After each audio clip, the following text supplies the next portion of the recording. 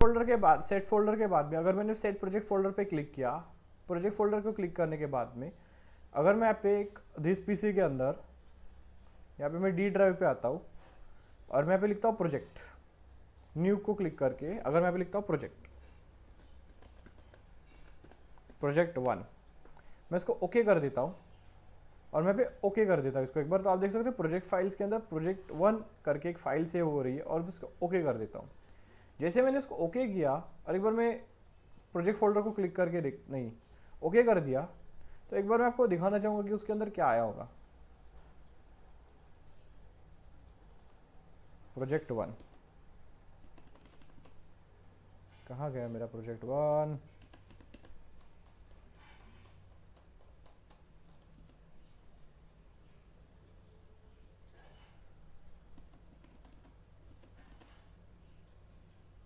एक बार चेक कर लेता हूँ मैंने, सेट प्रोजेक्ट फोल्डर्स बराबर है प्रोजेक्ट फाइल्स के अंदर प्रोजेक्ट 1, तो आप देख सकते हो पूरी डायरेक्टरी यहाँ पे आ चुकी है। एक बार मैं आपको वहाँ पे भी दिखाता हूँ, आप देख सकते हो आर्काइव्स इसमें से होगी, ऑटो बैकअप इसमें से होगा, डाउनलोड कोई चीज़ करूँगा तो यहाँ पे से हो जाएगी, एक्सपोर्ट करूँगा तो मतलब हर एक जो चीज़ होगी आपकी वो एक ही फोल्डर में आ जाएगी। प्रोजेक्ट फोल्डर सेट करने का वही फ़ायदा होता है आपका। एक बार इसको रिफ्रेश करता हूँ, क्या पता पीसी मेरा स्लो हो गया होगा, रिफ्रेश कर लेते हैं हम इसको। तो पी प्रोजेक्ट किधर दिख रहा है मेरे, दिख तो नहीं रहा मुझे प्रोजेक्ट्स।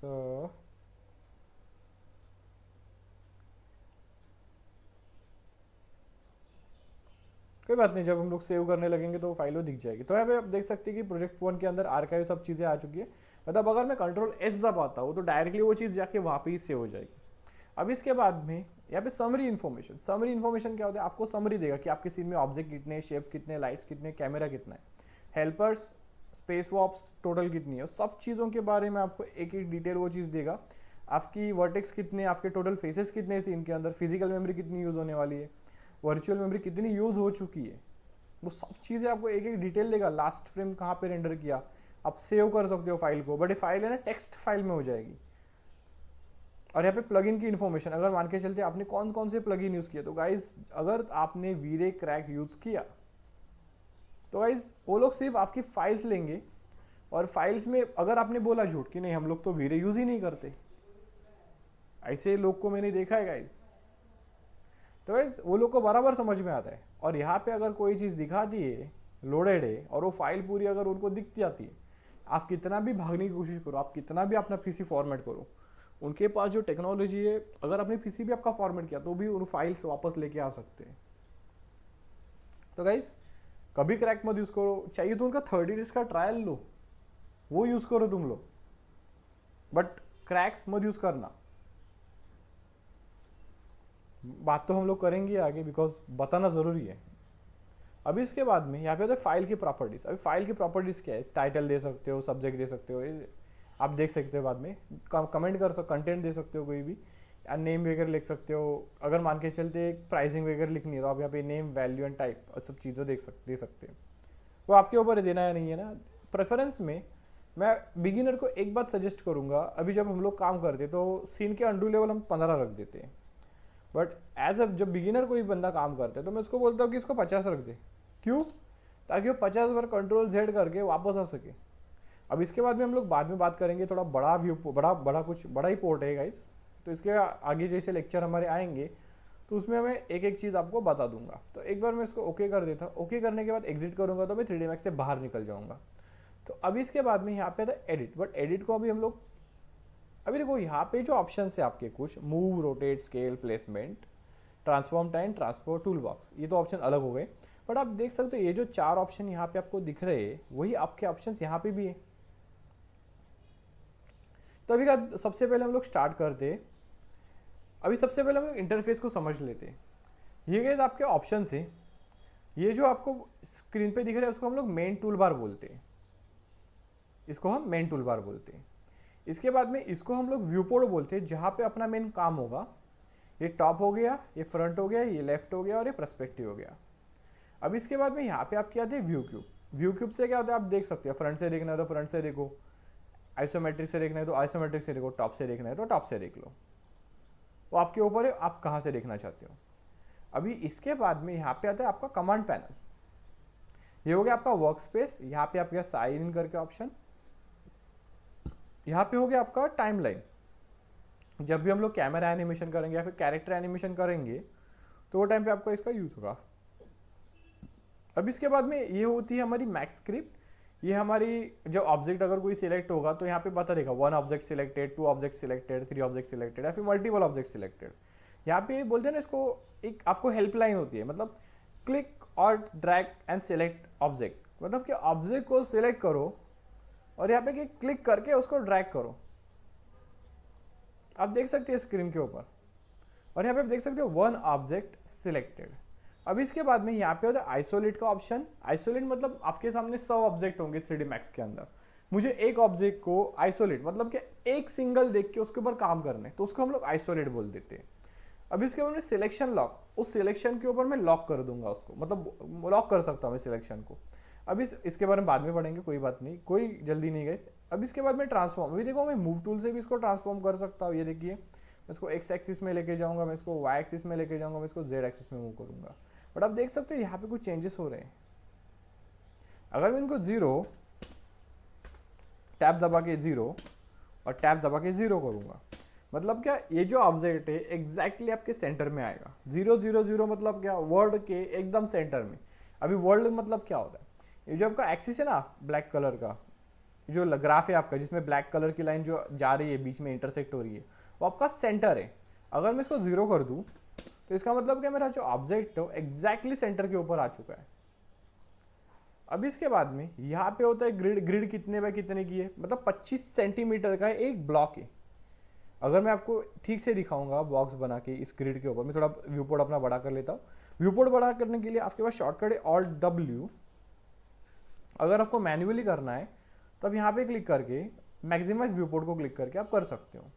अभी आपको जूम करना है, जूम इन जूम आउट करना है, तो आप देख सकते हो यहाँ पे मैं ऑल्ट अपना स्क्रॉल व्हील है उसको मैं आगे लेके जाऊंगा तो जूम इन होगा। अगर मैं स्क्रॉल व्हील को पीछे लेके जाऊंगा तो मेरा व्यू पोर्ट जूम आउट होगा। अगर फिर भी कुछ गड़बड़ हो रही तो आप सीधा Z दबा दो, आपके सामने स्क्रीन के सामने ऑब्जेक्ट आ जाएगा जूम होके। तो आप देख सकते हो जूम आउट कर सकता हूँ मैं, स्क्रॉल व्हील आगे करता हूँ तो जूम इन होगा और पीछे करता हूँ तो आउट हो जाएगा। अभी इसके बाद में अगर मैंने स्क्रॉल व्हील का जो हेड होता है वो दबा के रखा तो आप देख सकते हो मेरे पास पैन का ऑप्शन आ रहा है। यहाँ पे आप देख सकते हो हाथ से, यहाँ से भी आप कर सकते हो पैन को, राइट क्लिक करोगे तो ऑप्शन से आप निकल जाओगे। अभी इसके बाद में मैं अगर ऑल्ट दबा के मिडल माउस बटन है दबा के रखूंगा तो आप देख सकते हो मैं ऑर्बिट कर सकता हूँ। ये देखिए आप, मैं जैसे चाहूँ वैसे उस व्यू क्यूब को देख सकता हूँ। अभी इसके बाद में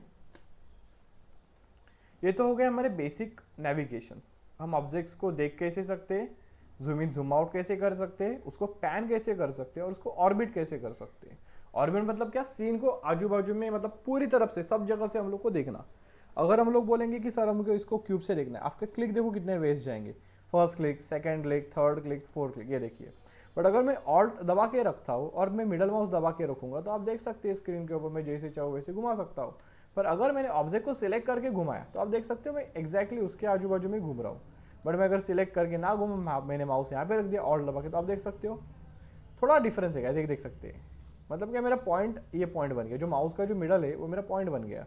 बट अगर मैंने ऑब्जेक्ट को सिलेक्ट करके अगर मैंने उसको रोटेट किया, देख सकते हो ऑब्जेक्ट को ही मतलब आजू बाजू से हम लोग अच्छे से घुमा घुमा के देख सकते हैं। अभी इसके बाद में यहाँ पे टाइम टैग्स होते हैं, हम लोग टाइम टैग ऐड करते हैं। डिग्रेडेशन, एडेप्टिव डिग्रेडेशन के बारे में लोग बाद में बात करेंगे, थोड़ा एडवांस ऑप्शन है वो। एडवांस नहीं, बेसिक है, बट पहले चैप्टर में पहले लेक्चर में आपको मैं हेवी डोज नहीं देना चाहता। तो अभी इसके बाद में यहाँ पे होता है, जो आप जितने लोग ने MX प्लेयर यूज़ किया होगा तो उनको तो पता ही होगा ये क्या होगा। यहाँ से क्लिक करूँगा तो स्टार्ट से शुरू होगा, यहाँ पे क्लिक करूँगा तो प्रीवियस फ्रेम दिखेगी, यहाँ पे क्लिक करूँगा तो नेक्स्ट फ्रेम्स आएंगे। आप देख सकते हैं यहाँ पे जैसे मैं इसको क्लिक कर रहा हूँ नेक्स्ट फ्रेम आ रही है। मैं यहाँ पे एक तो एंड पे जा सकता हूँ, ये देखिए एंड पे चली गई। यहाँ पे अगर मैं क्लिक करता हूँ तो स्टार्ट पे चली जाएगी। अगर मैं इसको प्ले करता हूँ तो आप देख सकते हो भागने शुरू हो जाएगी। बट तो चल रही है बट ऑब्जेक्ट तो मेरा एनिमेट होता नहीं। अभी 3D Max एक सॉफ्टवेयर है गाइस, तो इस ऑब्वियसली एक सॉफ्टवेयर को जब तक इंसान इंस्ट्रक्शन नहीं देगा तब तक वो कुछ करेगा ही नहीं। तो मुझे इसको इंस्ट्रक्शन देना पड़ेगा कि हाँ भाई तुझे यहाँ पे एनिमेट करना है। तो एनिमेट करने के लिए यहाँ पे ये तो हमारे फ्रेम्स हो गए, की का टॉगल मोड ऑन कर सकता हूँ, आप देख सकते हो डायरेक्टली यहाँ पे देख सकते हैं। अब इसके बाद में मैं एग्जैक्टली मुझे 50 फ्रेम के ऊपर जंप करना है, तो आप देख सकते हो मैं 50 फ्रेम के ऊपर जंप कर सकता हूँ। यहाँ पे टाइम कन्फिग्रेशन होता है, इसके बारे में लोग पढ़ेंगे, फ्रेम्स कितनी होती है, कैसे होती है, क्या करती है। और मैं यहाँ पे रियल टाइम को हमेशा ऑफ कर देता हूँ ताकि मेरे फ्रेम स्किप ना हो जाए। फिलहाल इसके बारे में बस इतना ही समझ लो। हम इसके बारे में जब एनिमेशन के जब लेक्चर्स होंगे, एनिमेशन के जब चैप्टर्स होंगे आपकी, तो मैं इसके बारे में डिटेल में बताने वाला हूँ। मैं अभी ओके कर देता हूँ। ओके करने के बारे में सेट की होता है, ऑटो की होता है, सेट की मतलब टॉगल मोड होता है आपका। तो ये ज़्यादा ये होता है आपका एनिमेशन के लिए यूज़ होता है, ज़्यादा करके एनिमेशन के लिए। ऑटो की डायरेक्टली आप ऑब्जेक्ट मूव करते गए ऑटोमेटिकली एनिमेशन देता जाएगा। सेट की आपको ऑब्जेक्ट को मूव करके बाद में सेट की पे ऊपर क्लिक करना पड़ेगा, तभी वो एनिमेशन लेगा। अब इसके बाद में सिलेक्टेड ऑब्जेक्ट के ऊपर मैं फिल्टर्स भी लगा सकता हूँ। इसके बाद में जो यहाँ पे जो होता है टेंजेंट होते हैं, जो एनिमेशन होता है, लीनियर होता है, स्मूथ होता है, वो अलग अलग टाइप होती है, बाद में देखेंगे। अब यहाँ पे आप जूम भी कर सकते हो, यहाँ पे क्लिक कर, अगर मैंने क्लिक करके जूम इन जूम आउट कर सकता हूँ लेफ्ट क्लिक होल्ड करके। अब इसके बाद में यहाँ पे होता है जूम ऑल, मतलब कि जितनी भी चीज़ें होंगी उतनी जूम ऑल हो जाएंगी। अब इसके बाद जूम सिलेक्टेड, मतलब कि जितना ऑब्जेक्ट आपके पास सिलेक्ट रहेगा, मान के चलते मेरे पास यहाँ पे 10 ऑब्जेक्ट है, 10 नहीं 4 ही लूंगा, 10 कुछ ज़्यादा ही बोल देता हूँ मैं।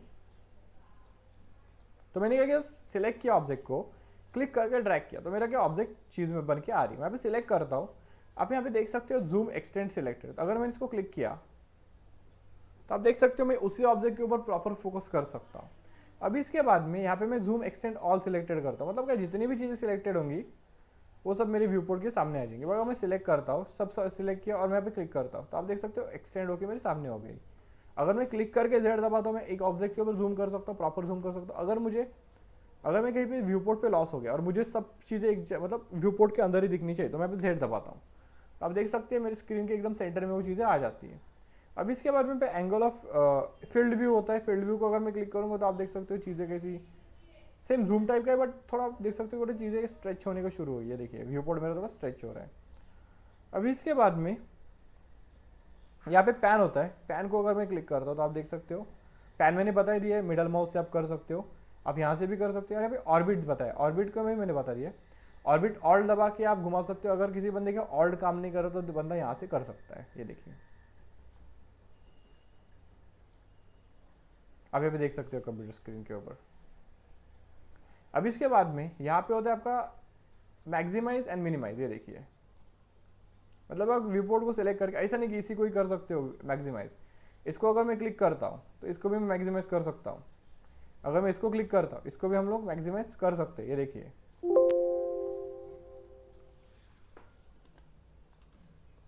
अब इसके बाद ऑल्ट डब्ल्यू दबाता हूँ मैं। ऑल्ट डब्ल्यू दबाने के बाद मान के चलते मुझे ये चीज़ टॉप से देखनी है तो मैं टी दबाऊंगा। मुझे इन चीज़ों को फ्रंट से देखना है तो मैं एफ दबाऊंगा। मुझे इन चीज़ों को लेफ्ट से देखना है तो मैं एल दबाऊंगा। और अगर मुझे चीज़ को नीचे से देखना है तो मैं बी दबाऊंगा, बी फॉर बॉटम। अब इसके बाद में मुझे वापस से इसको टॉप से देखना है तो मैं टी दबाऊंगा। मुझे अगर इसको पर्सपेक्टिव में देखना है तो मैं यहाँ पे पी दबाऊंगा। अगर मुझे इन चीज़ों को ऑर्थोग्राफिक में देखना है तो मैं यहाँ पे यू दबाऊंगा। तो आप देख सकते हो कैसे चीज़ें चेंज हो रही है। बहुत से लोग बोलेंगे सर आप पहले लेक्चर में थोड़े शॉर्टकट्स बता रहे हो। थोड़ा इजी कर रहा हूँ मैं काम, थोड़ा इजी कर रहा हूँ। और आपको मतलब लगता होगा कि सर फटाक से मतलब वीडियो बना रहे हैं। नहीं गाइस, मेहनत लग रही है। पिछली जो मैंने बनाई थी वीडियो वो मुझे ठीक नहीं लगी, इसलिए मैंने ये वीडियो वापस से बनाई। क्यों? ताकि तुम लोग को इजी पड़े चीज़ें समझने में। तो वापस से मैं पी दबाता हूँ, पी फॉर पर्सपेक्टिव आ गया, you for orthographic, P for perspective. तो ये वो हमारे बेसिक नेविगेशन गाइस। अभी इसके बाद में मैं इसको थोड़ा जूम कर लेता हूँ। ये तो मैंने चीज़ें बता दी। अभी इसके बाद में सबसे पहले हम लोग ऑब्जेक्ट्स को ड्राफ्ट कैसे करेंगे। सबसे पहले इसको डिलीट कर देता हूँ मैं, जेड दबा तो मेरा वापस से ग्रिड पूरा सामने आ चुका है। आप देख सकते हो इसको हम लोग कमांड पैनल बोलते हैं। बहुत से लोग बोलेंगे सर कमांड पैनल तो इसको बोलते हैं, कमांड पैनल इसको बोलते हैं, बट गाइस ये कमांड प्रॉम्प्ट है और एक कमांड का पूरा पैनल है। मतलब एक पैनल जिसमें सब कमांड्स फिक्स किए गए। तो यहाँ पे आपके पास बॉक्स कमांड है। अभी देख सकते हैं यहाँ पे आपका क्रिएट है, क्रिएट के अंदर हमारी ज्योमेट्री है, शेप्स है, लाइट है, कैमरा है, एक्शन नहीं है, हेल्पर है। हेल्पर बहुत से लोग बोलेंगे लाइट कैमरा एक्शन, नहीं भाई हेल्पर होते हैं। इंटरव्यूज में ऐसे क्वेश्चन पूछे जाते हैं कि भाई आपको कुछ भी क्वेश्चन पूछ सकते हैं इंटरव्यूज में कि भाई स्टैंडर्ड प्रिविलेज में क्या होता है। एक्सटेंडेड प्रिमिटिव्स में क्या होता है, लाइट्स के कितने तरीके होते हैं, लाइटिंग कैसे कैसे यूज कर सकते हो, ऐसे क्वेश्चन पूछे जाएंगे। वो लोग आपको इंटरव्यूज में ये नहीं होता कि आप गए कंप्यूटर स्क्रीन के ऊपर और कुछ चीजें बना के दिखाई, नहीं। वो लोग सबसे पहले आपके बेसिक्स चेक करेंगे, आपके टोपोलॉजी की नॉलेज चेक की जाएगी, आपकी एनिमेशन की, आपकी रेंडरिंग की नॉलेज चेक करी जाएगी, आपकी रे ट्रेसिंग के बारे में पूछा जाएगा। ऐसे बेसिक चीजें क्वेश्चन पूछे जाते हैं और आपका काम देखा जाएगा। यस, आपका काम भी देखा जाएगा। बहुत से लोग बोलेंगे सर बोल रहे बेसिक्स अच्छे करेंगे, बेसिक्स अच्छे करके हम लोग निकल जाएंगे जॉब के लिए। नहीं भैया, वहां पे आपके प्रोजेक्ट्स मैटर करते हैं। भले ही आपके पास कितनी भी थियरी नॉलेज हो, कितनी भी अच्छी नॉलेज हो, अगर आपके प्रोजेक्ट्स वीक रहेंगे ना तो आपको जॉब नहीं मिलेगी। और अगर मिल भी जाएगी, ऐसा नहीं बोलूंगा मिलेगी नहीं, मिल भी जाएगी, बट आपकी सैलरी जो होती है वो थोड़ी कम मिलेगी। अगर मान के चलते कोई बंदा 50,000 रुपये महीना कमा रहा है, तब 25,000 कमाओगे या फिर 30,000 रुपये कमाओगे। वो बंदा आपसे 20,000 रुपये ज़्यादा क्यों कमा रहा है? उसके पास वो लेवल की नॉलेज है गाइस। अभी तो लॉकडाउन चल रहा है, स्टूडेंट लोग के पास बहुत सारा टाइम रहेगा, तो गाइस सीखो। मैं तो वीडियोस दे ही रहा हूँ आपको, और मैं कोई भी पेड कंटेंट या फिर कोई भी ऐसा नहीं करने वाला कि इतना कोर्स सीखा है, अगर आपको इसके बारे में आगे सीखना है तो मैं इस कोर्स को पेड कर दूंगा। नहीं गाइस, मुझे कोई भी पेड कंटेंट रिलीज नहीं करना है। मैं जितनी भी चीज़ें होंगी आपको, जितनी भी चीज़ें होंगी मैं आपको फ्री में देने वाला हूँ। तो ज़्यादा से ज़्यादा उन चीज़ों का यूटिलाइज करो। पता नहीं कितने लोग यहाँ पे वीडियोस को सीखेंगे, बिकॉज बहुत से लोग बोलते हैं ना फ्री की नॉलेज, फ्री की वैल्यू नहीं होती। बट गाइस देखो, बहुत बराबर है ये टर्म, बराबर भी है, फ्री की वैल्यू नहीं होती, बट मैं वैल्यूएबल नॉलेज दे रहा हूँ आपको। कोई बात नहीं, देखा जाएगा फ्यूचर में जो होगा वो।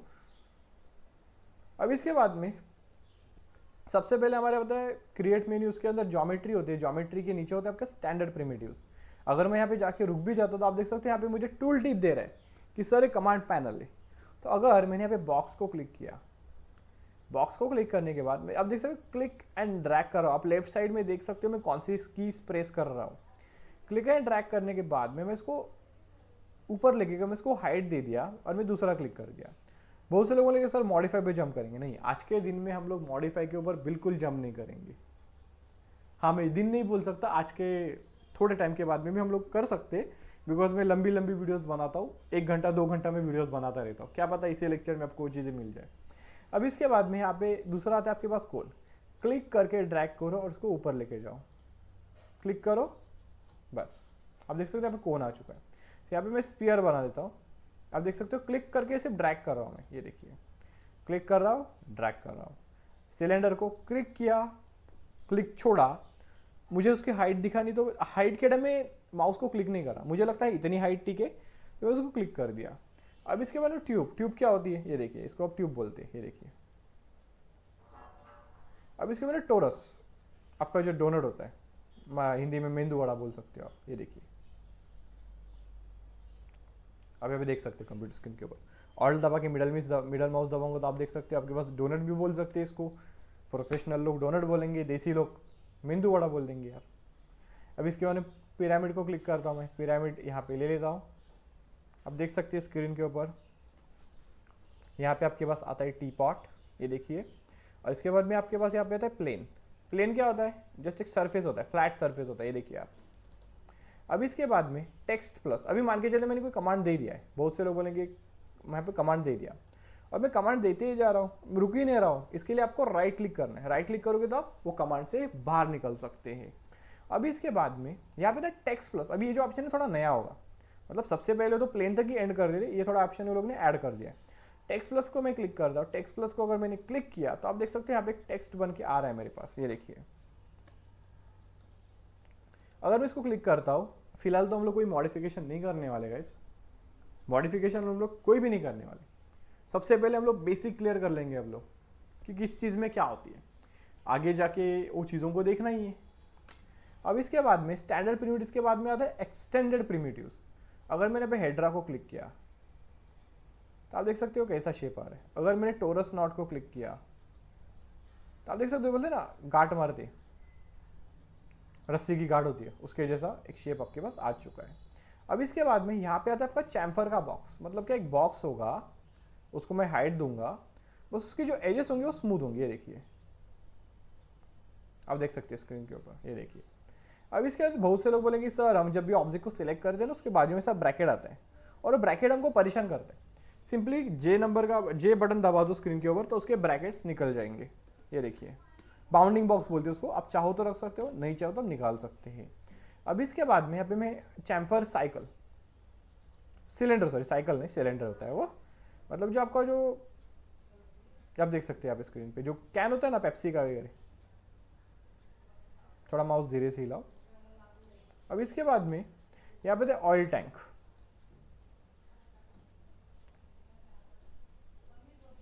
ये देखिए। अब इसके बाद कैप्सूल,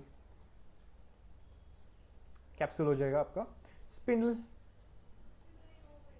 ये देखिए जो बोलते हैं ना अपना बेब्लेड, बड़े दोनों साइड का बेब्लेड है मेरा। अब इसके बाद एल एक्सटेंशन। अभी एल एक्सटेंशन क्या होता है? एल शेप की वॉल, अगर मुझे एल शेप की वॉल बनानी तो मैं एल एक्सटेंशन का यूज करूंगा। ये देखिए, अगर मुझे बाद में सी एक्सटेंशन हम लोग बाद में देखेंगे। गेनगॉन, अभी गेनगॉन क्या होता है? सबसे पहले पेंटागॉन, उसके बाद में अगर मैंने शेप को थोड़ा ऐसा माउस को साइड में किया तो गेनगॉन बन जाता है। ये देखिए। अब इसके बाद सी एक्सटेंशन। सी एक्सटेंशन क्या होता है? सी शेप का एक्सटेंशन होता है। ये देखिए आप, ये देखिए। अब इसके बाद में अभी बहुत से लोग बोलेंगे कि सर इससे भी हम लोग पूरा का पूरा रूम बना सकते हैं। बना सकते हो, ऐसा नहीं बोलूँगा कि नहीं बना सकते, बट मैं आपको एक प्रॉपर वर्कफ्लो देने वाला हूँ जिसके कारण आपका काम ईजी हो जाएगा। अभी रिंग वेव को मैं क्लिक करता हूँ, मैं यहाँ पे क्लिक करके सिर्फ ड्रैग कर देता हूँ और मैं इसको थोड़ा सा, मतलब आप देख सकते हो कि ये पोर्टल का एनिमेशन भी हो सकता है। ये देखिए। अब इसके बाद एनिमेट तो हम लोग नहीं देखने वाले, बस इसके बाद रिंग वेव देख लिया। अभी होस्ट क्या होता है? ये देखिए, ये एनिमेशन में भी यूज होता है कभी कभी, तो अभी फिलहाल तो हम लोग एनिमेशन की तरफ देखेंगे ही नहीं। प्रिज्म, ये देखिए।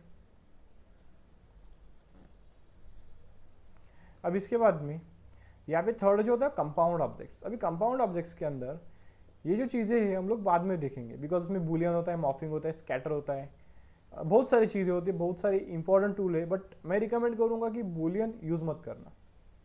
अब बहुत से लोग बोलेंगे सर टूल्स दिए तो यूज़ क्यों ना करें हम लोग? बताऊँगा, बट अभी नहीं बताऊँगा। नेक्स्ट जो आने वाले लेक्चर्स होंगे तो वो टाइम पे मैं आपको अच्छे से बताऊँगा उनके बारे में। अभी इसके बाद में यहाँ पे आता है हमारा पार्टिकल सिस्टम। पार्टिकल सिस्टम जो आपका होता है वो ज़्यादा करके फायर, स्मोक और पानी, उन चीज़ों के लिए यूज़ होता है। वो भी हम लोग देखेंगे बाद में, बट उसको टाइम है अभी। अब इसके बाद में पैच ग्रिड, ये ग्रिड्स के बारे में हम लोग बाद में देखेंगे। जस्ट आप देख सकते हो क्या होता है, एक क्वाड की ग्रिड बना देगा और ये ट्रायंगुलर वाली पैच की ग्रिड बना देगा। अगर मैं पे F4 दबाता हूँ तो मैं शेडेड एजेस को, ऑब्जेक्ट्स को देख सकता हूँ।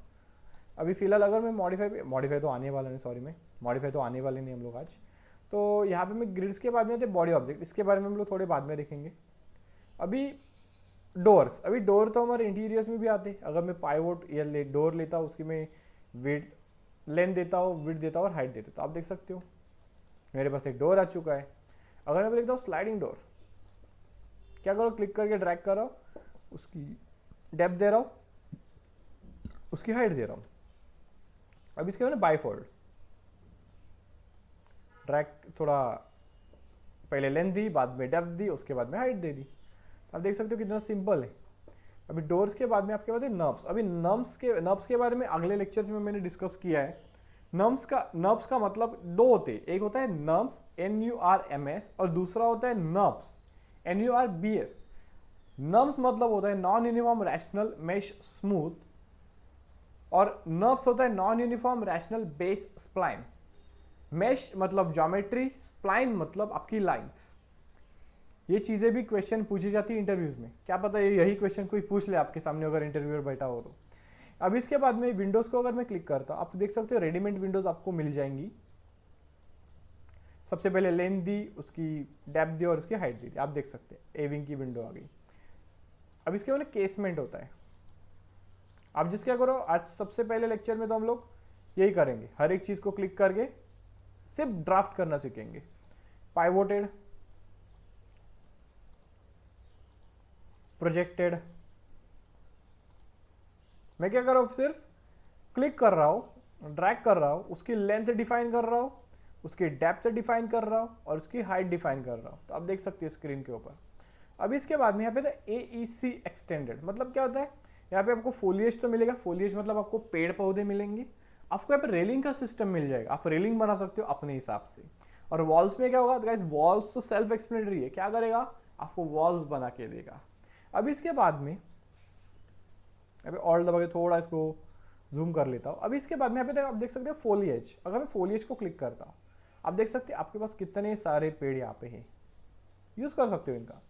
यहाँ पे मैं क्लिक करता हूँ, यहाँ पे एक बनियान ट्री दे देते, यहाँ पे मैं क्लिक करता हूँ जेनरिक पाम दे देते, युक्का दे देता है। मैं यहाँ पे बहुत से लोग बोलेंगे सर जब ऑब्जेक्ट को हम लोग क्लिक करते तो ये चीज़ अच्छे से दिखती है, बट आप लोग इसको क्लिक नहीं करते तो इसको कैनोपी मोड बोलते हैं। कैनोपी क्या करता है, आपका जो रैम बीम होगा, आपकी जो मेमोरी होगी उसको सेव कर देता है। अगर आपने इसको मॉडिफाई में हम लोग बाद में बात करेंगे इसके बारे में, सिर्फ इतना समझ लो कि कैनोपी मोड आपके कंप्यूटर की मेमोरी थोड़ी सेव कर लेता है और इसको ज़्यादा से ज़्यादा मेमोरी आप रेंडरिंग में यूज़ कर सकते हो। रेलिंग का क्या यूज़ होता है आप देख सकते हैं, यहाँ पे मैं क्लिक करके अगर ड्रैग करता और मैं इसको हाइट देता तो आप देख सकते हैं यहाँ पे रेलिंग आ चुकी है। अब इसके बाद में यहाँ पे होता है आपका वॉल। आप वॉल में बहुत से लोग बोलेंगे सर वॉल डायरेक्टली यहाँ से ड्राफ्ट कर सकते हैं, मैं ऐसा नहीं बोलूँगा नहीं कर सकते, बट अगर मेरे पास एक ऐसा वर्कफ्लो हो जिसको मैं एक क्लिक के अंदर सारे वॉल्स खड़े कर सकता हूँ तो मैं इतना मगजमारी क्यों करूँगा। काम करने के बाद मैं एंटर दबा दूंगा या फिर मैं राइट क्लिक कर दूंगा तो आप देख सकते हैं यहाँ पे मेरे पास वॉल्स आ चुकी है। मैं आपको सबसे ईजिएस्ट मेथड में बताऊंगा चीज़ें। अगर हाँ मुझे कोई ऑब्जेक्ट डिलीट करना है, सिलेक्ट करो डिलीट बटन क्लिक करो, सिलेक्ट करो डिलीट बटन क्लिक करो, आप देख सकते हैं स्क्रीन के ऊपर। अब इसके बाद में वॉल तो हो गया हमारा। अब इसके बाद पॉइंट क्लाउड क्या होती है, ज्योमेट्री होती है पॉइंट क्लाउड टाइप की, तो उसके बारे में लोग बाद में बात करेंगे। वो फोटोग्रामेट्री का ऑप्शन हो गया। अब इसके बाद में डायनेमिक ऑब्जेक्ट, स्प्रिंग होती है एनिमेशन के लिए यूज़ किया जाती है, और डैम्पर जो होता है वो भी हम लोग एनिमेशन के लिए यूज़ करते हैं, देखिए। अब इसके बाद में यहाँ पे होते हैं स्टेयर। स्टेयर क्या होती है, अपनी सीढ़ियाँ। यहाँ पे अगर मैं क्लिक करके ड्रैग करता हूँ आप देख सकते हैं तो ये मेरी सीढ़ियाँ होगी। एल टाइप स्टेयर क्या होती है, अगर मैं यहाँ पे एल टाइप की स्टेयर बनाता हूँ, ये देख सकते हैं एल टाइप की स्टेयर बन गई। यू टाइप की स्टेयर बनानी आप देख सकते हैं स्क्रीन के ऊपर। अगर मुझे स्पाइरल बनानी, गोल गोल घूमे जाती है वो वाली स्टेयर बनानी है तो आप देख सकते हो स्क्रीन के ऊपर कैसे आ रही है। अब इसके बाद में यहाँ पे होता है एलेम्बिक। एलेम्बिक एक फाइल टाइप होता है, उसके बारे में लोग बाद में बात करेंगे। अब इसके बाद में होता है अर्नोल्ड। अर्नोल्ड एक रेंडर इंजन है गाइस, और मेन बात है कि 3D Max के साथ में फ्री में आ रहा है तो आपको वीरे क्रैक यूज़ करने की ज़रूरत नहीं है। और मैं तो पहले देखो गाइस, ये जो चैनल मैंने स्टार्ट किया है मुझे लोगों को एजुकेट भी करना है और मुझे लोगों को पायरेसी कैसे ना करे वो भी मुझे उसके बारे में नॉलेज देनी है। बिकॉज पायरेसी में जब वो लोग आते हैं तो आपकी ज़िंदगी बर्बाद हो सकती है। और वो इंडियन कंपनीज नहीं है कि भाई पैसा देके तुम लोग बैठा दोगे वो लोग, वो बाहर की कंपनीज है। वो लोग जितना बोलेंगे उतना आपको पे करना ही पड़ेगा। इंडिया में एक बार ठीक है, एक टाइम ठीक होता है रे कि थोड़ा पैसा दे दो सर, ऊपर नीचे हो जाएगा, हम लोग मैनेज कर लेंगे। बाहर की कंपनीज वैसे नहीं करती, वो लोग जितना फाइन आपको मारेंगे उतना आपको पे करना पड़ेगा। वो 1000 में भी हो सकता है या फिर लैक्स में भी हो सकता है। It depends on company, company कितनी बड़ी है उसके हिसाब से वो आपके ऊपर फाइन मारते। तो गाइज मैं आपको बोलूँगा आपको कोई तकलीफ नहीं होगी, एज अ स्टूडेंट आपको कोई तकलीफ नहीं होने वाली, तकलीफ आपके पेरेंट्स को होंगी।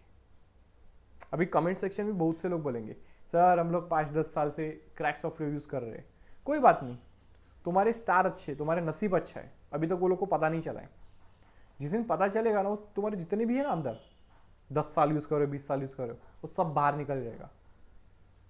तो गाइस क्रैक्स यूज़ मत करना।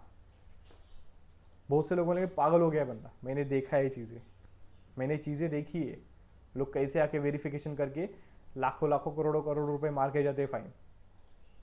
अब इसके बाद CFD के बारे में हम लोग बाद में करेंगे। CFD डाटा इंपोर्ट कर सकते हो आप लोग,